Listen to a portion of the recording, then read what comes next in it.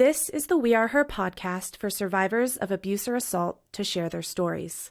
I'm your host, Emily Kemp, and I'll be having a conversation with a different survivor each week. I want to be sure to include a strong trigger warning with this podcast. The content we discuss includes topics related to violence. Listener discretion is advised.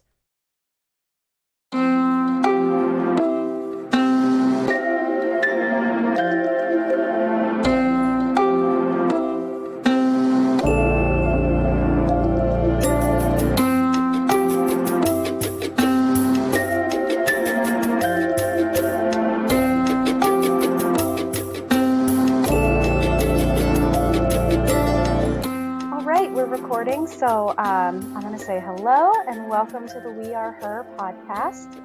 And who are you? Who do we have on the show? Hey, I'm Kayla. Hi, Kayla. Where are you from? Where are you tuning in from? Greenville, South Carolina. Awesome. You can kind of hear it in your accent, which is wonderful. Do you want to tell us a little bit about yourself, just kind of who you are and how you got connected with We Are Her? Yeah, so like I said, I'm Kayla. I, about 3 years ago, was in an abusive relationship, and that's what kind of led me to We Are Her, because I went to the Break the Silence Against Domestic Violence Survivor Sister Retreat, and that's where I met Stevie, and she just kind of inspired me, and we kept in touch, and just kind of connected from there. Awesome. Well, I'm really grateful to have you on the podcast, and in We Are Her fashion, I'll just kind of keep things really open and sort of just ask you, like, why are you on the podcast? What do you want to share? And you can start sharing wherever it makes the most sense for you, or however, whatever makes you comfortable. I guess just looking back, like, I never really heard anything about domestic violence or teen dating violence before I went through it or when I went through it. And so now I just want to use my voice as much as possible and get my story out there just to help others know that they can, survive through it and rise above it, really. Yeah, I think that's probably a pretty common experience. I certainly never got any kind of like formal education around these issues at all. And I think the more that we are educated, the better equipped we are at preventing these things from happening in the first place. Absolutely. So, do you mind kind of sharing a little bit more about your story with us? You can, again, kind of like, you can start from the beginning, middle, end, anywhere that makes the most sense for you. Yeah, so when I was 17, I had never really been in a serious relationship. And then I had gotten in my first one like a month before I turned 18. And like I've always said, like it just seemed like the perfect little relationship at the beginning. He was older, and I don't know, I just kind of fell head over heels, and it was perfect. And then, it just slowly started going down from there, from the beginning, really. But I was very naive to it, and I thought I loved him, and I thought he loved me. But long story short, I ended up dealing with a lot of stuff, and when I finally got out, I made it about a month and a half, and then we met up, and that's just kind of where the tragedy that inspired me to start speaking about my story came along, I guess, if you want to say. Yeah, and so this kind of incident that you're talking about, that you're referencing, that happened after you had already broken up and left the relationship? Yeah, so a lot of stuff happened, and by this point, I didn't want to see him, and like we had a no trespassing order on our house from him, and had filed for a restraining order, but ended up dropping it because I didn't want to have to face him in court. I just wanted to move on from it, and I ended up texting him, asking him if he wanted any of his stuff, and I was just going to leave it somewhere for him. And then, long story short, we ended up meeting up, and that's when the last attack happened. And the last attack, do you feel comfortable telling us like what happened? Yeah, absolutely.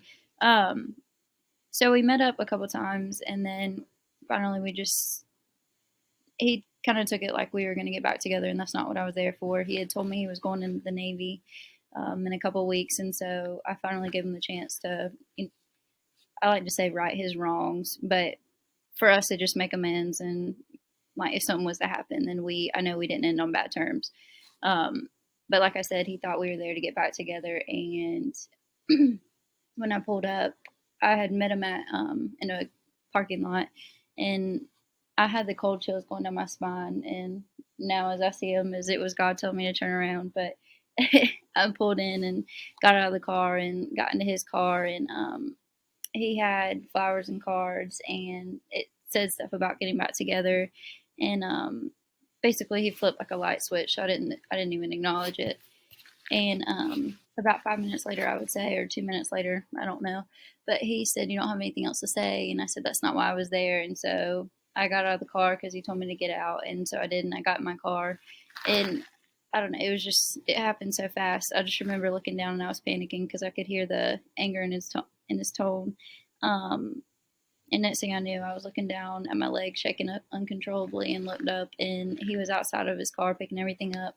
And next thing I knew, he was in my driver's side door, leaning over me, putting all the stuff in the passenger seat. And then he leaned in for a kiss, and I backed up. And then that's when I thought he was just gonna try to get me, like force me to kiss him, but he ended up latching onto me and biting 85% of my lower lip off. So yeah, that's Wow. basically the gist of it. Yeah, no, that's incredibly traumatic, and obviously something that you were expecting, not expecting. I mean, I know you said your gut instinct was sort of telling you to turn around, but can you tell me more about, like, did that come as a total surprise? I just can imagine that was pretty shocking. So he had been definitely aggressive before. There was a time that he had basically broken my nose and gave me a busted lip and black eyes over and over again. But the thing is like he would never hit me like just with a fist or anything. He would use like other things, or like slam me up against a door, or slam a door in my face or something like that. And so technically to me, I never saw him as physically abusive. Um, Mm. so no, I guess I didn't see that coming. And that's just so inhumane that I don't think anybody would really, except for me now, because of course after going through it, that's always in the back of your head. But um, Sure, it's kind of hindsight 2020, what you know now and what you didn't know then, but I I do think that you're hitting on something really important around these ideas that we have about, like, what is abuse. And there are these stereotypes that physical abuse is like getting punched, mhm, absolutely. Um, and it's interesting because I've done some educating with teens around this issue, and sometimes I'll pose hypotheticals like, what if one partner spits on the other partner's face? Do you think that's physical abuse or not? And they're like, no. And I'm like, okay, let's talk about that. Let's break that down. But, that's a conversation that we're not really having a lot, with teens, with adults, with anyone really. Absolutely. I definitely believe that's I didn't really ever think about physical abuse or whatever, but I like going through it, he would always say, "I don't abuse you. I don't abuse you." Like, and that was the most I ever thought about it. And I'm like, "Okay, you're right. You don't abuse me just because you Mm, don't lay a hand on me. You don't abuse me, or physically like a fist." Um, right, so yeah, that's definitely so true. right. And obviously he wasn't going to be admitting to that behavior. So if he's telling you that he's not doing it and you trust this person and love this person, it's easy for that voice to kind of get inside your head. Do you mind me asking how much older he was than you? Yeah. So when we first started dating, I was 17 and he was 21. Which doesn't sound like a lot, but 17 and 21 developmentally, or at least like stage of life stuff, like one is probably still in high school and the other one can legally drink.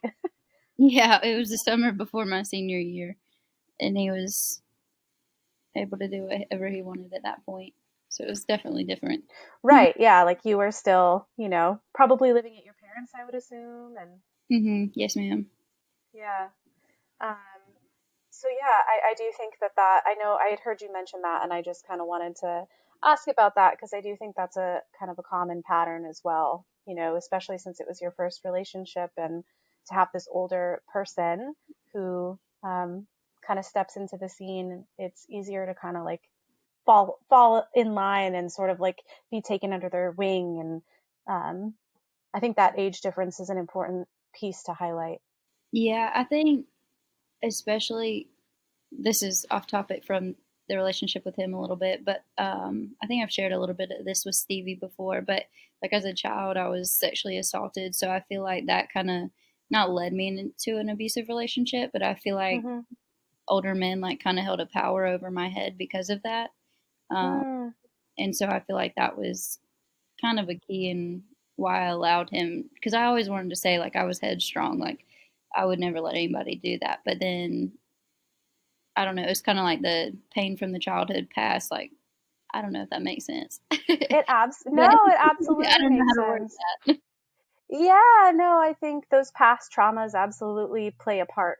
And I think you said it perfectly. I mean, you said, look, like these older adult male figures have had power over my head when I was a kid. And somehow that was sort of like carried through into your like young adult relationships. I think it makes total sense.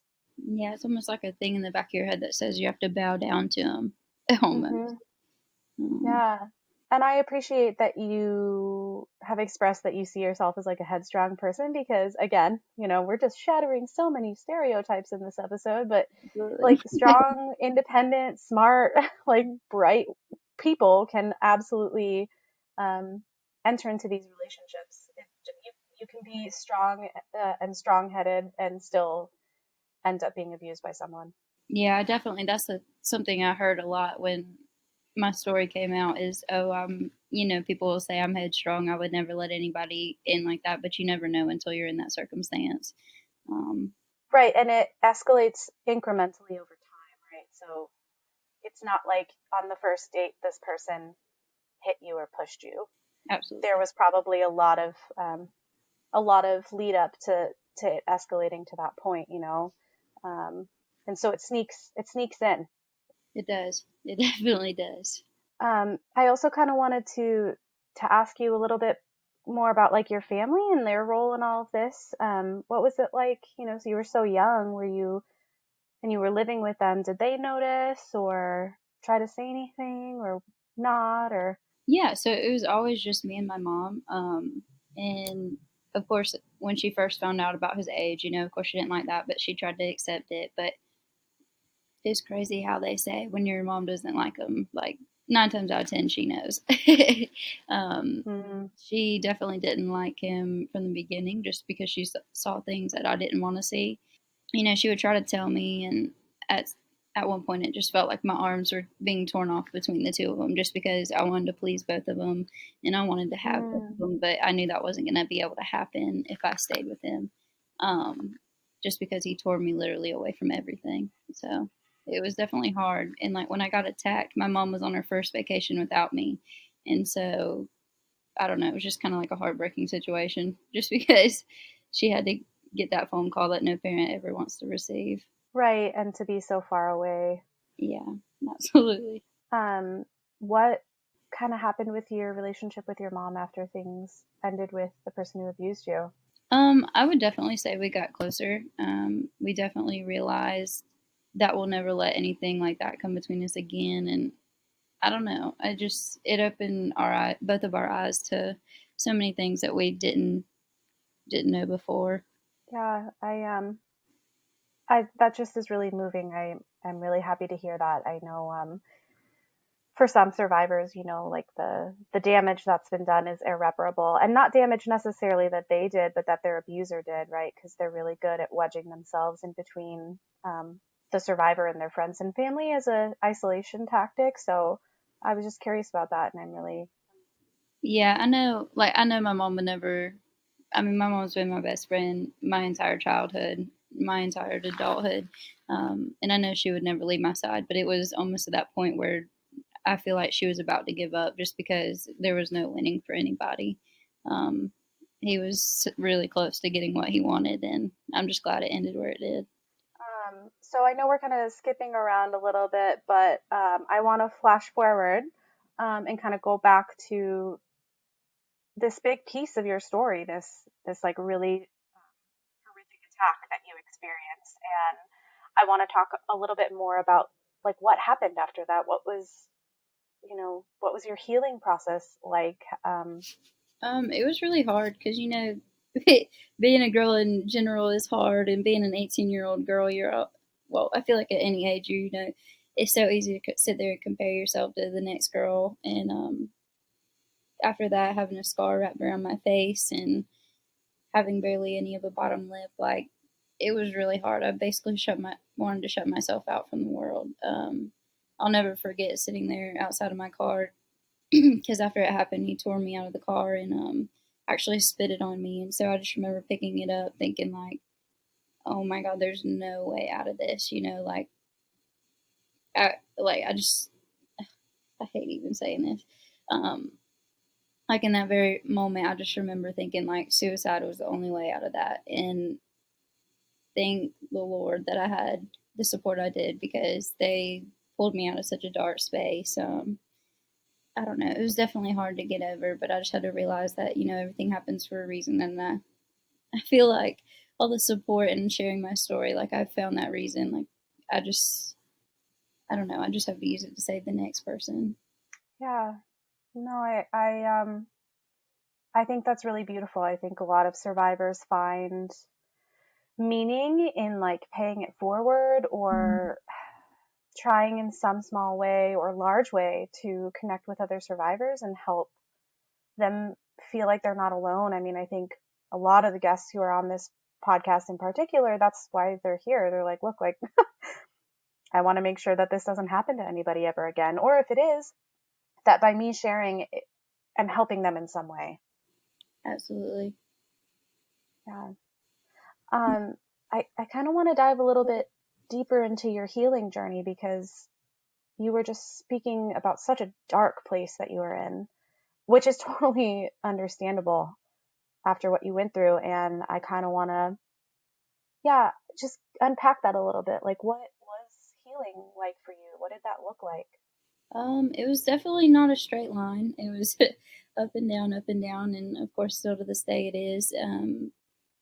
But it took a lot of work, and I feel like I had to do a lot of digging to find love deeper down for myself than what a typical 18-year-old girl would be focusing on is her outside appearance. Like, I really had to just realize that I need to work on myself and who I wanted to be and who I wanted to use this to help me build to be. I definitely I think, I don't know. I found a lot of healing through writing. I am actually writing a book now, and I feel like that's helping me as well.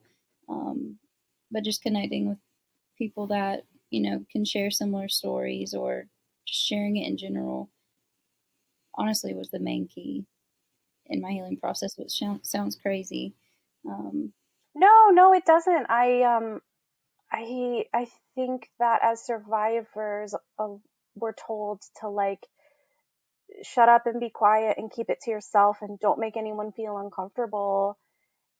Especially, I mean, most people's abusers that I know, like, also heard that message from their abuser, and so to be able to share your story is a way. It's like an act of reclaiming your story.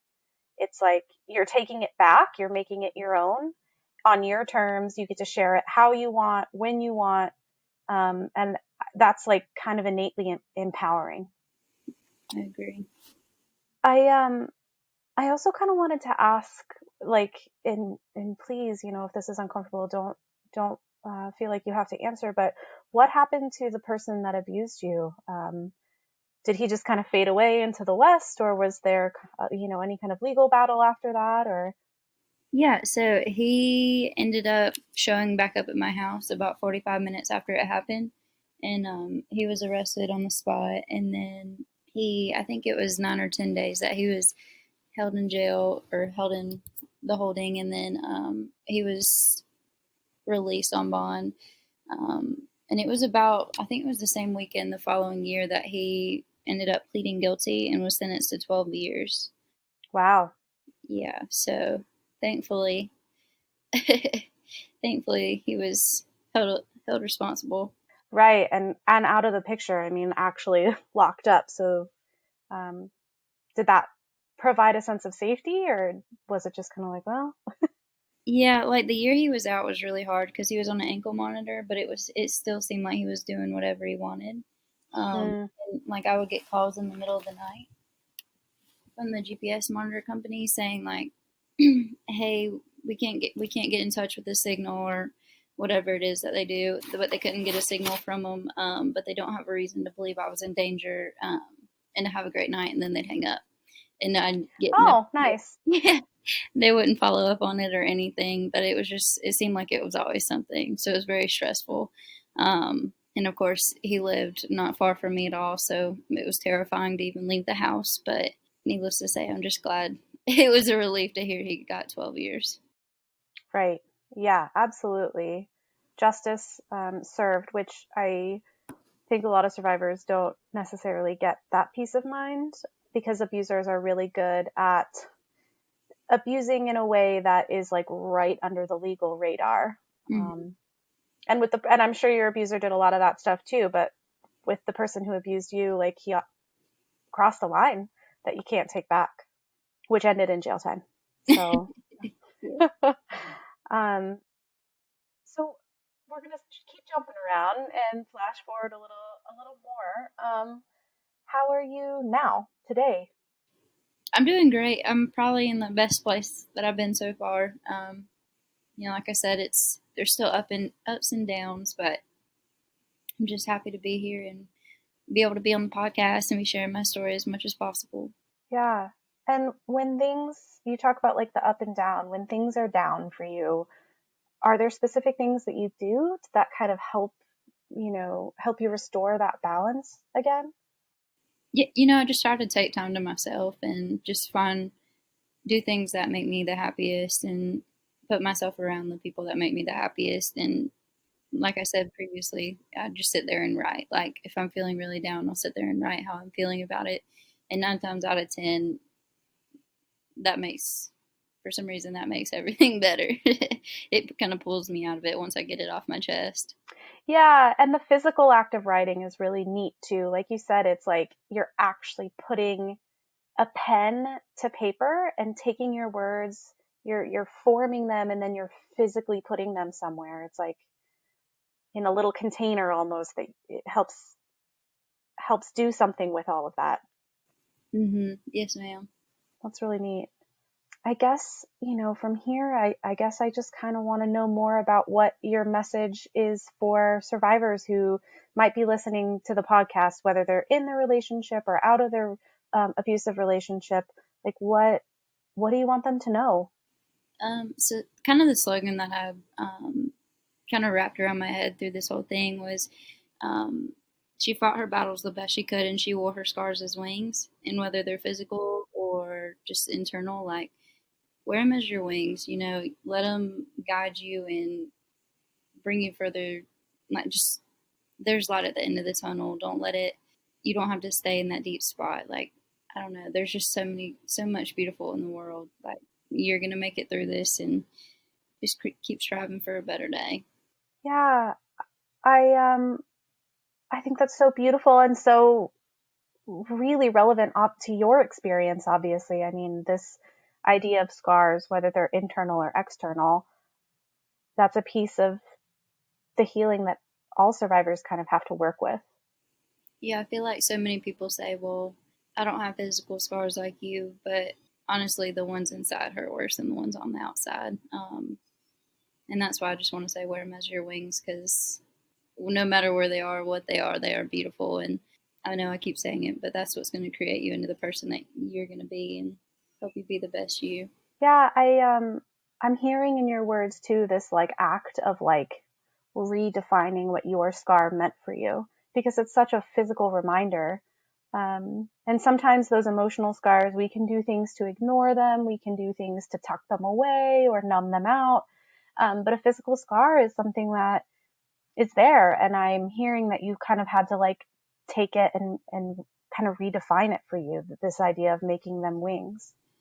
I did, because at first I felt like it was really hard going out. I remember posting a picture of my face just because I didn't want, like, going out the first time, like I didn't want to see somebody I knew and like their jaw drop or because I knew that was going to be the first thing that people see whenever they look at me now. And I Right. remember like thinking, like I remember going to the mall one time and everybody was looking at me like I was the monster, and like they just had no clue the story behind it and who the real, I'm not going to say the real monster, but the real I monster. mean, the person responsible, yeah, like you didn't do Yeah. that. Yeah.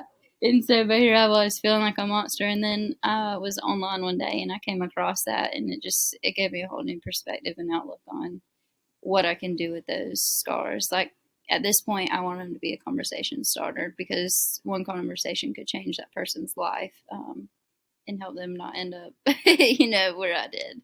So that's definitely true. Mm, that's really amazing. And it just speaks to like your resiliency and strength.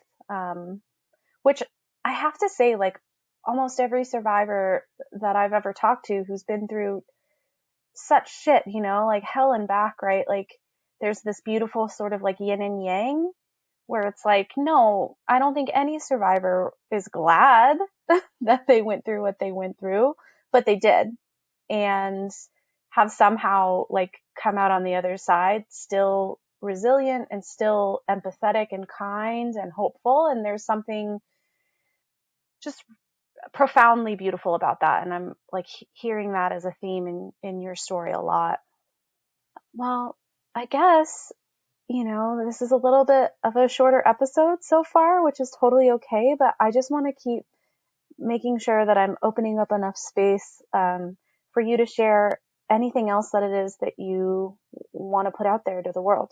Um, one thing, I don't know how many teenage girls listen to this, but I'm sure that's a good majority of them. And one thing it made me really realize is that when I was in high school going through it, like I went to school with um, my nose busted up, my face busted up, and not a single person just said, "Hey, are you okay?" And I guess my Mm, biggest message is just ask that person, "Hey, are you okay? How can I help?"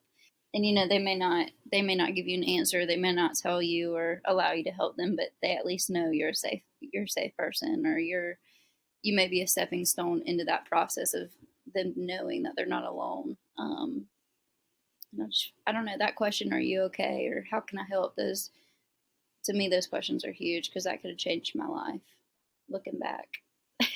yeah, nobody can make anybody do anything. I mean, and I think that's like you definitely touched on that, where it's like, well, they may or may not take you up on that offer for help. But in a moment of desperation, if they're, going through the list of people in their minds who's safe, like who's someone I can talk to, it's more often going to be someone who's reached out and been that supportive, unconditionally loving person. Absolutely. So when you were going through all of your relationship, did you mostly, was there anybody at all that you kind of reached out to, or did you sort of um, not talk to anybody about it until like the last attack when stuff, got super, super violent? So this is going to sound odd, but I talked to his stepmom about it. I just remember Mm, nights, because he was the type of person that couldn't just have one beer. Like he'd have to black out if he was going to drink. And so I just remember all the nights that he was blacked out asleep. And I would stay down there and talk to his stepmom. And I probably shouldn't say this, but she would always tell me to get out before I ended up like she did. And I never knew what that meant.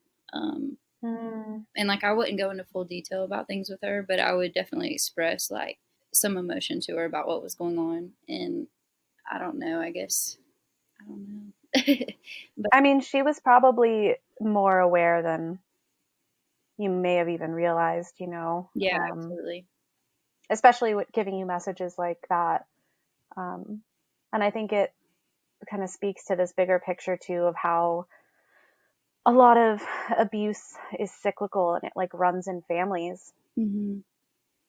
Oh Um, yeah. most people aren't born as abusers, um, they generally learn it from somewhere. yeah, I think that's been a really hard thing to deal with, is the parents, not necessarily so much the dad, but one of the family members has constantly, been blasting my name on social media, and so it's like a constant battle that's I'm not even trying to fight. Like I don't, it's not about bashing that person. It's just at this point it's about making people aware of what's going on. And my name's constantly being bashed. So it's like I don't know, it's just a hard situation just because people enable the abusers like crazy, and Yeah. it's hard to keep doing the right thing, but at the end of the day, it's worth it. Yeah, I mean, that's a really that's a hard reality. I think you and a lot of survivors probably are in the same boat, where it's like, what, you try to speak out and speak your truth and people try to silence you. Yeah. And I appreciate what you said about like, look, like, I'm not trying to bash this person, right? But like it happened. It's also your story to tell. Mm-hmm. And you're allowed to, if you want to, in whatever way you want to. So kudos to you, because that takes a lot of strength to constantly have to like fight through other people trying to tell you to shut up. Definitely. Yeah. Well, again, I just want to, if there's any other kind of like wrap up thoughts, or I know sometimes it can be really hard, like you put a list in your mind of all the things you want to say, and then it comes time and it's like, gosh, what did I want to say? Or I've had people say like, oh my God, I was jumping all over the place. Like it wasn't in a timeline. It didn't make sense. And like, I don't think any of that really matters, because it's coming from you and it's your truth. And so I just, I just want to keep opening up those spaces. Like, is there anything else that, like, any burning desire that you're like, oh gosh, I just really want to share this piece? I don't know. I'm better at writing than speaking. Obviously, as I've said 100 times, that's what I do normally when I am feeling at my lowest. So I feel like I know I haven't really explained everything too well on here. No, that's okay. Maybe a good question would be like, are there places that you have your writing out in the world where people could go read them? I was going to say, I'm actually in the process of writing a book. I don't know if you've heard of Alyssa Devine, but she wrote a book of 21 survivors that shared bits and pieces of their story about how they turned their pain to power. And she's helping me write a book. So that'll be out in hopefully October if this whole pandemic would end. Oh, God, I know, right? But it's going to be talking more about the sexual assault as a child, and then leading into the abusive relationship and overcoming. And like I said, better at writing than speaking on it. Does it have a title? Yeah, right it's now? Be called Rise Above. Rise Above. Okay. Yeah, that's something I just kind of adapted to when I was trying to go through all the healing process, and I just figured I had to do something, and the only thing that kept popping in my mind was to rise above it. And so I always say rise above, stay kind, stay strong. So yeah, that's just kind of the little, that's definitely going to be the title of it. Oh, I love that. Everybody go check out Kayla Hayes' book, Rise Above, in October, hopefully, fingers crossed. And seriously, when it comes out, let us know, and we would love to put that out as a resource on our We Are Her website and our social media and stuff. So, I mean, that is just so cool. Oh, thank you. It's going to be kind of like, I'm thinking at the end, it's going to be kind of like a guidebook for people going through it or thinking they may be going through it. And then there's going to be more to it, but we're still working. No, that's awesome. I think a lot of people, there's just there are a lot of resources out there in some ways, but if you don't know that they're there, it's hard to access them. And I think the more that we are putting these things out to the world, it can only help, right? Mm-hmm. Yes, ma'am. And that was kind of our goal with the podcast too, is just to put it out there and just hope that it helps at least one person, which we've heard it has, and I'm sure your book will too. So I think that is. Thank you. And I know y'all have. I know just meeting Stevie, gosh, she's just, and you as well. Like y'all are incredible. Yeah, the We Are Her community is, it's a really special community, and I feel very lucky to be a part of it as well. I've met so many cool survivors, just like the strongest, most badass people. Well, on that note, I think we'll wrap up. But again, like, thank you so much for